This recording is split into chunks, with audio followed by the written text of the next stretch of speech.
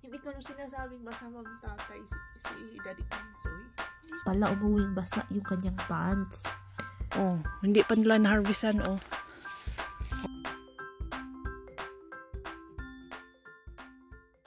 Hello mga kabisdak! Welcome back sa ating channel! Ayusin lang natin ang ating sombrero. Yan.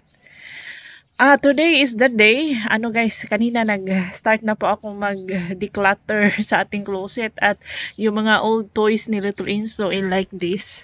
Sinako ko na, saka itatapon na natin. Milik, kumusta ka na Milik? Tingnan nyo si Milik guys. Oh. Galing po siya, kumain siya kanina. Tingnan nyo siya, diba? Nawala na yung, akala ko chubby lang siya, mataba lang siya dati. Pero tingnan nyo guys, buntis pala siya, kaya ang takaw-takaw niya at ang laki-laki ng tiyan. Nanganak na to siguro 2 days ago. Diba, nadidihan na siya mga kabisdak. Hindi ko alam kung saan siya nanganak. Hahanapin ko pa kung nasaan. Hindi ko pa naririnig yung meow-meow ng mga pusa niya. So sabi ko kay Daddy Insoy, paoperahan natin yan. Mag-inquire kami kung may nag-opera pa dito sa aming barangay para hindi na siya manganak. So ginoo ko ni mo Milik. Ito po ang mga old, mga basura. Tapos yung mga laruan ni Little Insoy nandyan na. Mga truck niya, yung mga train na hindi na niya nilalaro. Yan, baby pa siya niyan. Tapon na natin yan. Dahil as soon as possible sa April 21 po, mag-start na yung paggiba ng bahay natin. I-renovate lang po yan mga kabisdak. As in, tanggalin lahat, pati yung bubong. And then, itatayo na yung bagong bahay. Same foundation pa rin yung basement. Ganon pa rin. Yung floor area, ganon pa rin. Yung pipeline lang ng tubig at yung sewer lang, yun ang papalitan. Tapos yung linya. Tapos yung boiler, papalitan din yan. Yung roof, papalitan. Lahat papalitan mga kabisdak. So, ngayon is, kukunin ko yung ni Bianan ba, ikarga ko yung mga books. Kasi yung mga things natin, ililipat ko doon sa warehouse, sa bodega, yung kwarto nila kuya sa damat nung kuya dati. Tapos yung mga kailangan namin gamitin talaga, like everyday use, computer, mga damit namin. Diyan ko ilalagay sa bahay ni Bianan. So, sa bahay ni Bianan kami titira for almost 1 month. Yung construction kasi ng ating bagong bahay ay, aabot ng 1 buwan mahigit. Tapos na yan mga kabisdak. Pinakontrata namin yung bahay natin. So, tara na. Daddy Insoy, ay ang naman itong sumbilin natin. Kinakausap po niya yung ating internet. Yung taga-internet para i-transfer yung wifi dito sa bahay ni Bianan. Kailangan po natin ng wifi para sa ating computer at lahat-lahat na. Kailangan ko pang internet. So, ililipat natin ang wifi dito sa bahay ni Bianan. So, yun po ang kinakausap ni Daddy Insoy. So, ayan, medyo busy po si Azuma ngayong araw. Si Little Insoy, pumasok na. Ako kasi may time ako sa morning. Kaya sa morning po ako maglilipat, magliligpit, maglilipat, magtatapon ng mga bagay na hindi na gagamitin. This is what I mean. Yun ba, kakarga ko dyan yung mga bagay-bagay.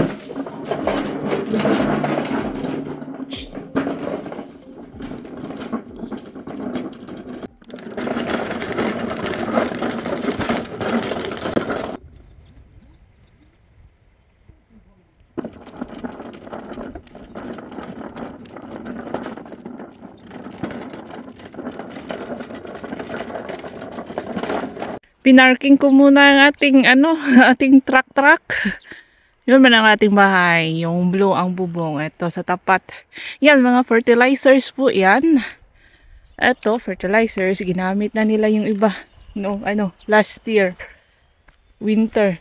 Nilagay na nila. Update tayo sa San Manuel Farm ni Ongyo nga pa. Iyan.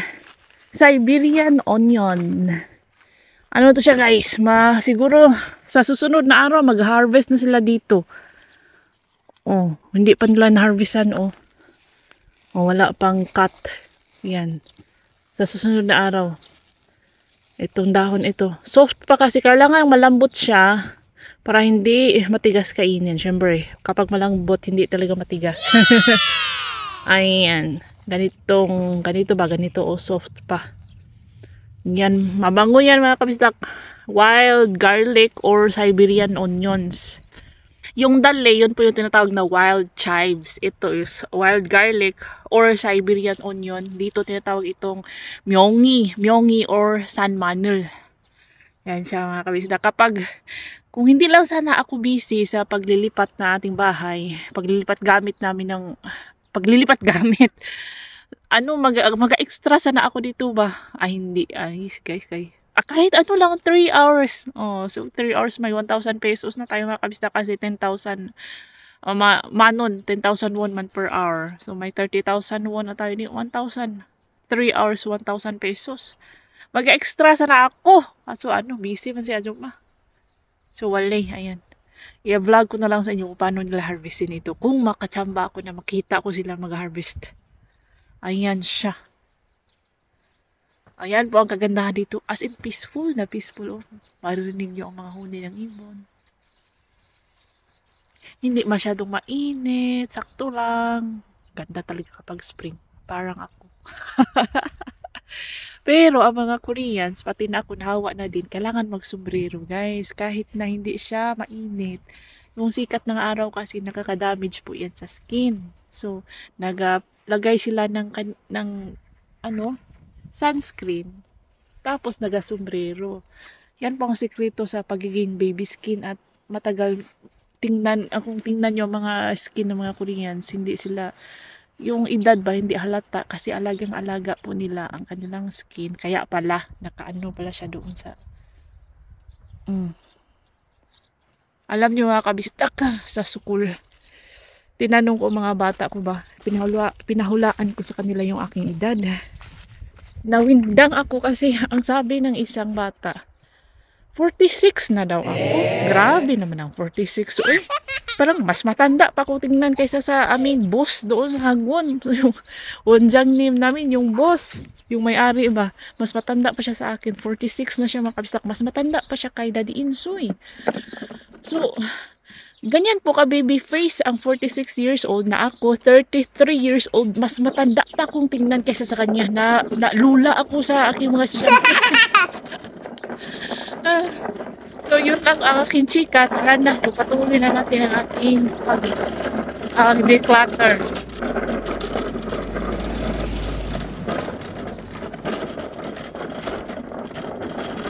1/4 warehouse.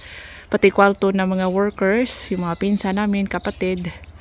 Ito yung dito yung ating bahay. Yan, kibali puputulin lang yan mga kabistak. Ganyan. Ito po ang itsura ng ating warehouse. Yan yung mga gamit natin sa chili farm. Mga sticks, mga poste. Yung mat. Ito yung aming kahoy. Para sa farm. Gusto po namin nila din na may fireplace. Kasi mas mainit ba? At nakakatipid po tayo sa gas at kuryente. Pero ang suggestion ng contractor, wag nang maglagay ng fireplace kasi madali daw masira yung interior. Di ba may singaw. Yung fireplace kasi na gusto namin, yung aming ginagamit ngayon, nagaproduce siya ng smoke. Minsan, naga-smoke siya, so madudumihan yung kisame. Tapos yung mainit na hangin daw na dinadala na pinuproduce ng fireplace is madaling nakakasira sa loob ng bahay. Yun ang sabi ng contractor. So, give up na namin ang fireplace, so hindi na po natin kailangan ang mga kahoy. Diyan po natin ilalagay temporarily ang ating mga damit. Mga gamit dito sa kwarto ni Kuya Sadam. Dito din naman sa kabila, maglalagay din tayo ng mga gamit dito sa kwarto ni Longkoy. Ayan. Oh. So, ang ko lang dito, ang daming damit. Kasi nga, 4 seasons man dito mga kabistak. Yan ang nakakaano kapag 4 seasons na country ka nakatira. Iba-iba man yung damit mo. May padding ka tuwing winter, mga ganito, mga wool, mga mabibigat. Kapag spring naman, iba na din. Kapag summer, iba na din. So, ayan, lalo na kapag may bata, mga kabistak, ay naku, silituloy sa dami niyang tinatapon na namin ng mga damit. Tapos, ang bata, kami, hindi na kasi paulit-ulit naman tong damit namin dahil hindi tayo lumalaki while si Little Insoy palaki every year. So, bili tayo ng mga damit. Yan po, namatay talaga. Tama talaga yung ating subscriber na nagsabi na mali daw ang aking ginawa. Mali nga po kasi dapat yung guwang na ba, old na branch, ito is young kasi ito na malunggay guys. Pinutol ko tapos inano ko lang. Hindi pala dapat putulin kasama. Dapat sana yung ugat. While ang ating tanglad is buhay pa siya, Ilalabas ko yan mamaya. Nag-prepare na ako ng tubig. Bubuhusan ko yan ng tubig. Ilalabas ko na at papaarawan. Tara na, simula na po natin ang ating trabaho for today's video. Mag-ayos, maglinis, magliligpit at kung ano-ano pa. So makikita nyo dyan, marami po kaming electric fan. Dito yan, dyan. Electric fan natin, 5 ata yan, 6. Marami po kami electric fan dahil dito sa aming bahay wala pa po kaming aircon. Sa bahay ni Binan wala pa ding aircon. Pero this summer, naghanap na po kami ng aircon. Lalagyan namin ng aircon ang bahay ni Binan at itong ating bagong ipapatayong bahay, lalagyan natin ng aircon. Dito sa probinsya, hindi naman masyado. Kayang-kaya lang po ang init dahil kapag summer dito sa Korea guys, parang Pinas aabot hanggang 40 degrees Celsius po ang init, lalo na sa city.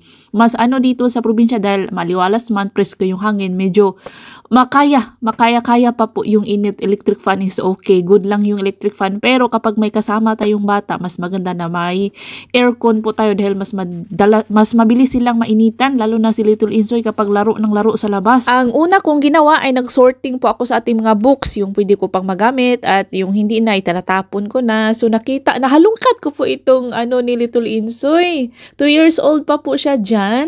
Pinasok na, 1 year old pa lang si Little Insoy, pinasok na namin siya sa child care dahil walang magbabantay sa kanya.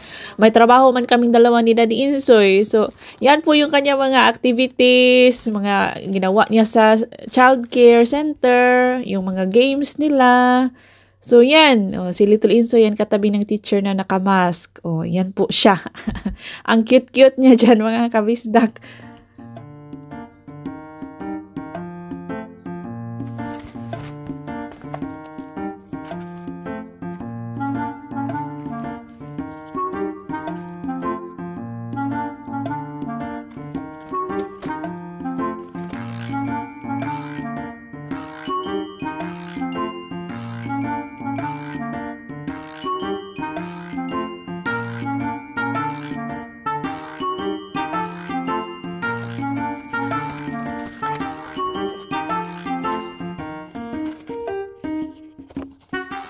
Ito naman, graduation pics nila. Graduation sa preschool. Yan po si Little Insoy, kung saan man nakatingin. Yan, graduation pics. Parang yearbook nila, guys. Yan. Yearbook nga ito. Si Little Insoy, dito. Parang, anyari. Yan ang kanyang expression, anyari. Yan. Ito siya, Russian. Ang mommy nito, Russian. Si Little Insoy, Pinay. Ito siya, yung mommy niya is Vietnam. The rest is mga pure Koreans. Yan po sila graduates, 4 na graduates. Sa Wondang. Ayan. Ang ating Little Insoy. Josh! Yung tassel niya, parang gusto niyang hablutin yung tassel niya. Ang cute ng kanilang graduation attire. Ayan po. Ito po yung kanilang principal. Ito yung teacher ni Little Insoy. 2 assistant. Ito sa normal class, 2. Isang teacher, isang assistant sa special class, isang teacher, 2 assistant. And ito yung kanilang principal, ito yung head ng academic affairs. Ito mga activities. Yan ang ginawa nila sa school. Saya-saya niya dito kasi mag-swimming man yan sila dyan. Yan yung mga field trips nila, mga activities nila. Yan, summer, ito kasi lang siya. Sando lang. Para na siyang lilipad Superman. Ito, nag-apple picking sila. Na yan? Autumn na yan, mga kabistak. Ito, winter na. Naka-ano na siya. Makapal na. Ano yung ginagawa niya, guys? Summer. Paboritong season nila ito, summer. Naglaro na ng tubig. Rainy, nag-raincoat na. Naglaro na sa tubig. Yan. Yan po ang ginawa sa school. Ay, ang cute-cute na Little Insoy na yan. Uy, ito po kanyang mahilig si Little Insoy sa mga clay. Gumagawa siya ng mga figurine like mga dogs. Nakita ko sa inyo yung mga gawa niya. Yung iba, tinapon ko na. Ang dami. Yung kanyang mga friends. Yan sa special class ito, mga kabistak. Yan, ako man yan. Uy, hindi. Yung may event kami, sumama ako sa kanya, naglaro po kami. Yan, ako yan. Si Mami. Si Mula na Aluma. Cute. Ay, kuya. Ay, kuya. Yan. Ito pa, Christmas. Yan, yung bang sila Tracer, hindi nagapantay kasi malikot. Winter, naglaro sila sa Sulme. Ay, ang cute naman. Ito po si Little Insoy. Shush. Kaya pala umuwing basa yung kanyang pants. Ano naman, sa preschool guys, may extra clothes sila. Tapos yung basa nila pants, binalot sa plastic, binadala sa bahay. Kaya pala, ito pala yung nangyari. Shush. Ito na, kamuritsing na. Naglaro na ng ano man yan. Play siguro yan. Noodles ba? Parang noodles. So ayun, medyo natagalan po tayo dito sa ating trabaho dahil natutuwa akong pagmasdan yung mga ginawa, mga activities ni Little Insoy sa childcare at sa preschool. So ayan na, dito ko muna sila temporarily ilagay sa kwarto ng ating mga pinsan, ng aking mga pinsan. Ito yung dating kwarto ni Kuya Sada, mga kabisdak. Yung mga books na magagamit pa ni Little Insoy at sa kapatid niya, someday kung may kapatid siya, dyan. Yan po. Tapos yung iba is tinapon ko na yung hindi na sa tingin ko ay hindi na magagamit. Tinapon ko na, mga kabisdak, dahil sobrang dami niyang books. At yung tanglad natin, yung lemongrass na sa tingin ko po ay mabubuhay pa. Ano sa tingin niyo? Mabubuhay pa yan. Parang green pa kasi yung kanyang dahon, guys. So, nilagay ko sa labas para maarawan at diniligan ko na din. Ayan na. After sa ating bookshelf, ito na mga drawers na nasira na drawers dahil dyan man sinasakyan man kasi yan ni Little Insoy dati, mga kabisdak. Kaya yung ating drawers sira na. Pero, ito na closet is gagamitin pa daw ni Daddy Insoy sa kanyang sariling kwarto. Yes, mga kabisdak, separate po kami ng kwarto ni Daddy Insoy. Yung sa amin is bago na closet sa kwarto namin ni Little Insoy. Pero yung kwarto ni Daddy Insoy, itong old na closet ang kanyang gagamitin. Lilinisan daw niya yan kung lang i-erase yung mga drawing ni Little Insoy. Tapos ito mga maliliit na pinaglumaan na mga clothes ni Little Insoy ay itatabi ko dahil ipapadala ko po yan sa Pinas. Ayan siya. Sayang kasi, mga kabisdak, at baka magka-brother si Little Insoy, magagamit yan. Kapag sister ay hindi talaga magagamit. Yes guys, meron po kaming plano na sundan yan si Little Insoy. Mag-antay-antay lang po tayo, baka soon. Nandito lang pala ang mga kuting muming. Nedat ugal na naing mo mga kuting. Shush. Ilwa. Miminga ka. Ego. Shush. Asa naman na imong kuting? Nagalit siya. I-transfer ko sana dito sa may box. Nagagalit siya, mga kabistak. Baka kamarasin tayo. Shush.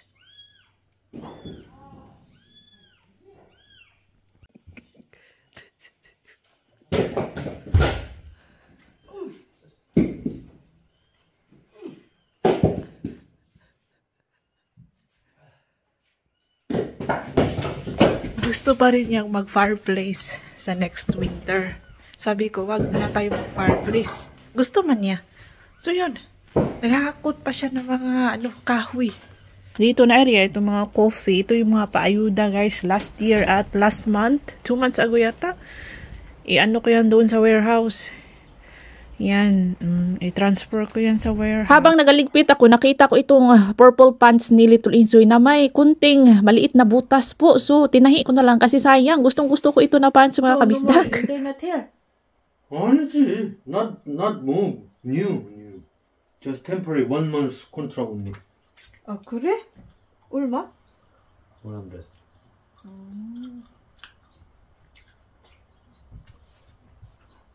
Mamaya daw ay darating yung tao na mag-connect sa wifi sa bahay ni Benan. Mamaya-maya, after nating magplansya dito sa mga long sleeve ni Little Insoy, ay pupunta tayo doon. Ayan na, tapos na po nating maplansya ang kanyang polo. Meron pa dito polo shirt. Ayan. Ito, yung isa. Parang siyang congressman dito, mga kabisdak. Yan, tapos ito. 4 ang kanyang polo shirt. Ito. Medyo malaki. Konti sa kanya ito. Konti. Next year, tamang-tama na yung sukat. Ito naman, saktong-sakto talaga yan. Yan siya. Da, da, da, da, da, da. Da, da, da. Da, da. 먹었어요? 사람이 왔어요? 먹었어요, 점심이.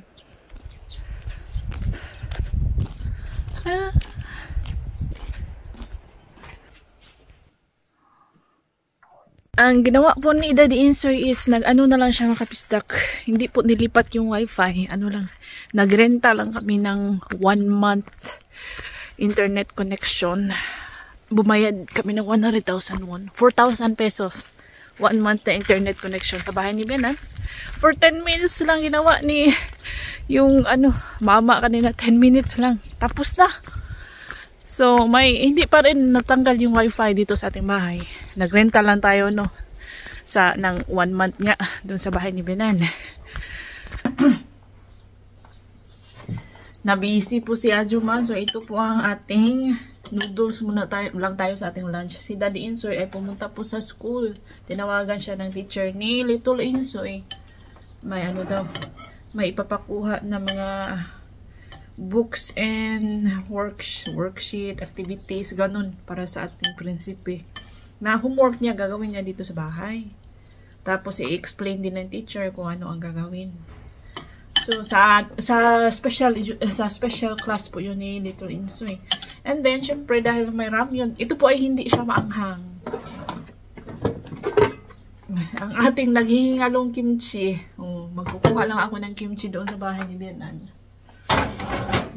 Never mind patagal na po yan. College pa estudyante pa si Daddy Insoy. Yan na po ang kanyang memorable yan na nembi, na pot. Matagal na yan sa kanya. Ayaw niyang itawag. While kumakain is tinitingnan ko itong quotation. Ito po ang quotation ng ating bahay. Yung half nito, babayaran namin down payment. Yung half, babayaran namin pagkatapos na ng bahay. Galing ito sa isang interior design. Nebo Interior. Yan siya guys. Yan po ang quotation. Hindi nyo man mababasa, no? Ang laki-laki ng figures dyan, Nasaan ba? Ito yung quotation final. 2 bedrooms, 1 kitchen, 1 living room. Yan. Kayo na lang ang mag-convert sa peso. So, exciting! Excited po ang Ajuma, pati si Daddy Insoy. So, ang sabi ni Daddy Insoy, yung closet, na closet is, lilinisan na niya, tapos, ilalagay niya sa kanyang kwarto. Dapat may sarili siyang closet. Hindi pwedeng isa lang ang closet sa aming bahay dahil hindi po magkasya sa aking mga damit at damit ni Little Insoy. So, dapat may sariling closet din si Daddy Insoy. So, yun po. Kain mga kabisdak. May napanood ako kanina. Nag-break po ako after ko nagtahi. Nanood ako ng sa Facebook. May nakita ako doon na isang babae. Nag-live. Tapos gustong magpakamatay. Pero sa problema sa pamilya. Napahiya kasi siya. Parang ganun ang ganun ang story. Pinahiya siya sa kanyang husband. Pinahiya siya ng kanyang husband dahil na huli siyang nag-cheat, ganun. From Jensan, General Santos City. Tapos gusto niya tapusin ang kanyang buhay. May mga anak siya guys, kawawa. Kawawa po ang ganyan na sitwasyon, no? Yung natrap ka sa isang hindi masayang pagsasama. Yan po ang mahirap sa atin kasi walang divorce sa Pinas. Tapos yung babae, walang trabaho. Yan po ang talaga. Kapag walang trabaho ang babae. Hindi lahat ha. Believe po ako sa mga husband na kahit walang trabaho ang asawa ay nire-respeto, minamahal. Believe din ako sa mga in-laws, yung mga mother-in-law, sister-in-law ng mga babae katulad ko na minamahal, hindi minamaliit ng mga in-laws nila kahit walang trabaho, kahit housewife lang. Sa panahon kasi ngayon kapag yung babae, hindi naman lahat inuulit ko, hindi lahat. Sa panahon ngayon, yung kapag walang trabaho yung babae nasa bahay lang, palamunin in short. Pero hindi naman talaga palamunin kasi may mga trabaho man tayo sa bahay. Nag-aalaga ng anak, nag-aalaga ng asawa, hindi naman yun sa palamunin talaga. Well, hindi tayo Hindi tayo kumikita. Minamaliit tayo, maliit yung tingin ng ating mga in-laws, pati yung ating husband, marang gibuy-buy, buy-buyon ta. Hindi ko lang alam ano sa Tagalog yung buy-buyon, yung kinikwenta ng mga husband yung saan na pupunta yung kanilang mga pera, yung kanilang kinikita, ano, ganyan ba? So, mahirap talaga po maghanap ng, nalalaway na ako kasi parang ang sarap-sarap na ikain. Ang mahirap po maghanap ng mabait, mapagmahal na husband, na tao, at na mga in-laws. Surtihan lang talaga. At yun, kayong mga singles dyan, huwag kayong magmadali mga babae. Kilatisin nyo talaga mabuti ang isang lalaki bago kayo mag-jump into a marriage. Okay lang kapag may divorce. Diyan sa atin sa Pinas, walang divorce. Dito sa Korea, may divorce po mga kabisdak.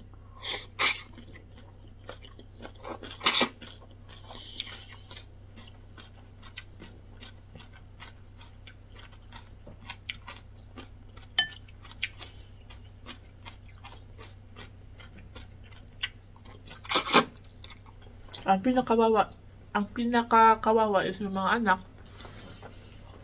Kapag magulo yung mga parents, kawawa talaga mga anak. Ay, buhay. Nakakalungkot.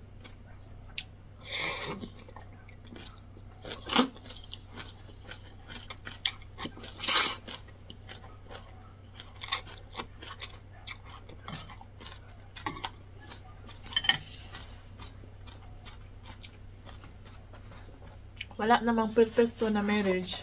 May mga hindi talaga pagkakaintindihan. May mga differences. Ganun talaga ang buhay. Dapat kayong mag-adjust kayo isa't isa. Alam niyo mga kabisdak, kami rin ni Daddy Insoy. Madalas din yung fights namin dati, lalo na nung nalaman ni Daddy Insoy na si Little Insoy ay kakaiba. Hindi niya matanggap. Yun po yung una talaga namin. Yun po ang pinakamalaki namin na problema dati. Yung hindi niya matanggap si Little Insoy na ganun. Para kasing malaki yung kanyang dreams, pangarap para sa bata. Pero nung nalaman niya na hindi siya normal, yun, lagi siyang depressed. So, naghahanap siya ng mabiblame. Ako yung biniblame niya. Ano ba ang blame sa Tagalog, ha? Ako yung sinisisi niya kung bakit ganyan si Little Insoy. Yan po ang aming away dati. Lagi akong depressed. Alam niyo ba sa aking depression? Hindi ako 1 year akong hindi nag-social media. Hindi naman talaga ako ma-upload sa social media, mga kabisdak. Tapos, nung depressed ako, ayaw ko makipag-usap. Totally wala po akong social media account. Pati pamilya ko sa Pinas, hindi sila makakontak sa akin. Nag-alala syempre sila sa akin. Ano daw na nangyari, baka pinatay na daw ako dito. Depressed. Tapos, alam mo yun, hindi ko din, wala akong masabihan. Hindi ako nagsasabi sa pamilya ko kasi ayaw kong mag-alala sila. Grabe yung depression ko noon. About Little Insoy. Yun lang ang aming problema about Little Insoy. And then pagdating ng COVID, yun, nawalan ako ng trabaho. Si Daddy Insoy nawalan din ng trabaho. Kaya ko man mga kabisdak. Sanay po ako sa buhay hirap. Sanay ako sa buhay probinsya.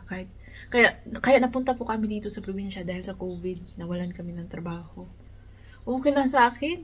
Ang hindi ko lang is yung yung about ka Little Insoy na nagkagalit siya kapag si Little Insoy ay yung makikita mo na hindi siya normal, hindi siya nagsasalita, nagagalit siya kapag hindi nakakaintindi yung bata. Kapag si Little Insoy minsan may gumaganyan siya, yan. Steaming ang tawag dyan sa mga autistic na bata. Ganyan, pag masyado siyang masaya or pag nagagalit siya, ganyan. Ngayon, hindi na masyado kasi palaki, nag-improve naman siya. Yan. Tapos si Little Insoy dati, guys, yung kanyang mga laruan. Hanggang ngayon, pero medyo nag-less na ngayon. Yung mga round na things ang kanyang laruan, like urasan or strainer. Yun ang kanyang ano, kapag hindi mo ibibigay, magwawala siya. Tapos yun, ayaw man ni Daddy Insoy. Kasi nga, hindi siya normal na laruan para sa mga bata. May mga laruan si Little Insoy, mga truck, mga Lego. Ayaw niyang laruin dati. Kasi hindi man siya marunong. Tapos, hindi, yun talaga ang gusto niya. Yung mga round na things. Mga bilugan na bagay. Yun, may time na nagwala si Daddy Insoy. Iyak na iyak si Little Insoy. Kasi kinuha ni Daddy Insoy yung laruan na bilog niya, tapos tinapon ni Daddy Insoy sa harap ni Little Insoy. Doon ako nasaktan. Doon ang aming sobrang away talaga. Malaking away namin. Kasi hindi niya naiintindihan yung sitwasyon ng bata. Ang gusto niya si Little Insoy ang mag-learn sa amin. Ang akin naman, kami yung mag-adjust para kay Little Insoy. Kami yung mag-learn sa ways ni Little Insoy. Tapos yung i-guide lang namin siya. Kung gusto niya ng mga round things, eh, laruin namin yung mga round things. Ganun lang ang gusto ko. Tapos, laging kausapin, gusto mo ito, yung relo, gusto niyang ganun. Gusto man i-push ni Daddy Insoy na maging normal si Little Insoy dati. Until such time na nag-away na si Daddy Insoy at si Kun Kumumu, yung best friend ni Little Insoy, yung kanyang uncle. Nag-away silang dalawa dahil kay Little Insoy. Doon nagbago si Daddy Insoy. At nag-advise sa kanya yung kanyang mga friends. Kasi hindi nga matanggap ni Daddy Insoy yung kalagayan ni Little Insoy. Nag-advise yung kanyang mga friends, nag-advise yung mga sister-in-laws ko, yung nanay ko, ako. Hindi siya nakikinig sa akin man. In-advisean siya. Pakunti-kunti na natatanggap na niya na ganun si Little Insoy. Alam niyo ba dati mga kabisita, kapag may event sa school, yung preschool pa yan si Little Insoy, ako lang yung pumupunta. Hindi mo makikita si Daddy Insoy noon. Napilit ko lang siya noong graduation nito Little Insoy. Kasi parang naiintindihan ko naman na nasasaktan siya na makita yung anak niya na hindi katulad sa ibang bata. Nasasaktan siya.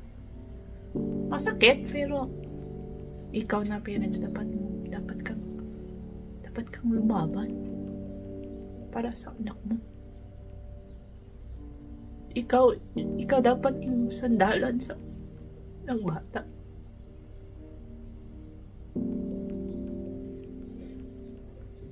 Kapag ganitong usapin, nagiging emotional talaga ako. Sinaalala ko yung karanasan namin ni Little Insoy dati.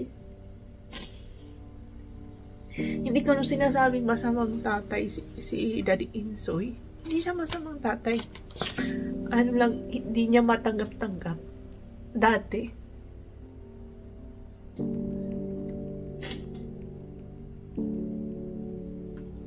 Yun na nakakalungkot. Nalulungkot ako kapag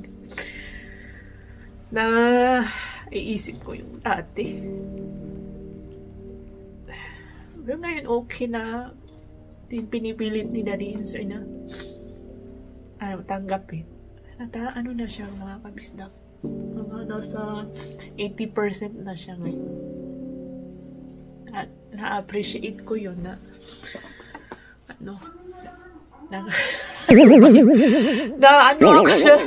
na-surprise ako sa yan, yung announcement, yung para sa wildfire. Everyday may dumadaan na sasakyan, guys, nagdadala ng announcement mga tungkol sa reminders tungkol sa wildfire. Na hinto tuloy ang aking nagiging emotional lang ako mga kabisda kapag naalala ko ang aming sitwasyon dati.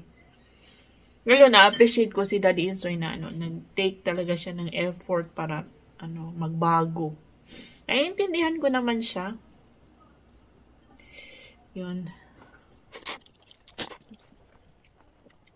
So, fighting lang tayo mga parents na may kakaibang mga anak. Ganun talaga ang buhay. Hindi nila, kahit na hindi sila normal, they still deserve the best. Dahil hindi naman nila pinili na maging abnormal sila. Ayaw ko ng word na abnormal. Actually, ayaw ko siyang gamitin. Special. Hindi nila pinili na special, hindi nila choice na maging special silang bata. Diba? Tayo din mga parents. Pero wala tayong magagawa kasi ano naman, yan naman.